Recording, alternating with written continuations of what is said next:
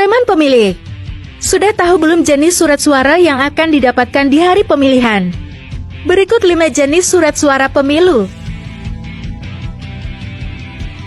Surat suara dengan warna abu-abu merupakan surat suara untuk memilih presiden dan wakil presiden.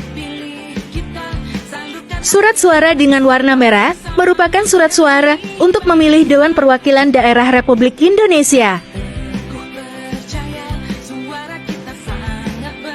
Surat suara dengan warna kuning merupakan surat suara untuk memilih Dewan Perwakilan Rakyat Republik Indonesia. Surat suara dengan warna biru merupakan surat suara untuk memilih Dewan Perwakilan Rakyat Daerah Provinsi. Surat suara dengan warna hijau merupakan surat suara untuk memilih Dewan Perwakilan Rakyat Daerah Kabupaten atau Kota. Jadi, jangan lupa datang ke TPS pada 14 Februari tahun 2024 dan gunakan hak suaramu untuk memilih pemimpin dan wakil rakyat yang tepat.